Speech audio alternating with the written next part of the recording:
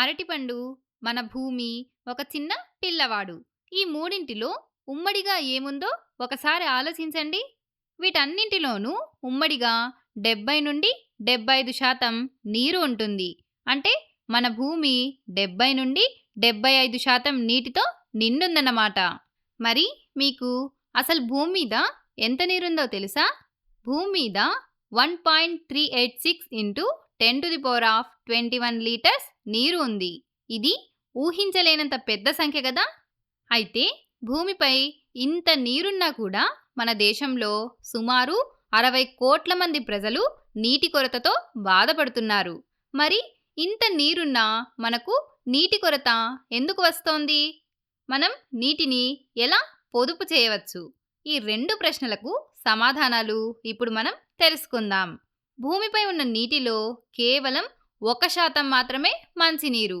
ఇదే మనం తాగడానికి, వంటకు, వ్యవసాయానికి వాడుకునేటువంటి నీరు. ఇది మనకు నదులు, సరస్సులు, భూగర్భ జలాల నుండి దొరుకుతుంది. మరి మిగతా నీరంతా ఎక్కడుంది? మిగతా నీటిలో 2% నీరు గ్లేసియర్లు మరియు ధ్రువ ప్రాంతాలలో మంచు రూపంలో ఉండి మనం నేరుగా వాడుకోవడానికి వీల్లేని విధంగా ఉండిపోయింది. ఇంకా మిగిలిన 97% నీరు సముద్రాలు, మహాసముద్రాల్లో ఉప్పు నీరుగా ఉంది. దీన్ని బట్టి మనకు అర్థమయ్యేదేంటంటే భూమి మీద ఉన్న మొత్తం నీటిలో మనం వాడుకోవడానికి ఉపయోగపడే మంచినీరు చాలా తక్కువ. అందుకే మనకు నీటి కొరత వస్తోంది. మరి నీటిని మనం ఎలా పొదుపు చేయవచ్చు?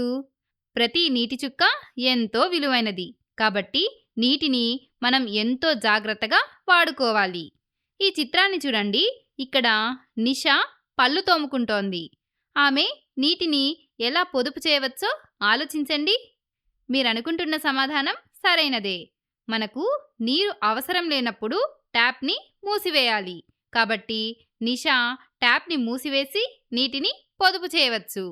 మనం చేసే ఇలాంటి చిన్న చిన్న పనులే ఎంతో నీటిని ఆదా చేస్తాయి. ఇప్పుడు ఇంకొక చిత్రాన్ని చూడండి. ఇక్కడ ట్యాప్ నుండి నీరు లీక్ అవుతోంది కదా. ఇటువంటి లీకేజీల వల్ల ప్రపంచవ్యాప్తంగా ప్రతి ఏడాది 3.5 లక్షల కోట్ల లీటర్ల నీరు వృధా అవుతోంది. కాబట్టి మన ఇళ్లల్లో ట్యాప్ లీకేజ్ అవుతుంటే వెంటనే బాగు చేయించుకోవాలి. ఇప్పుడు ఈ చిత్రాన్ని చూడండి.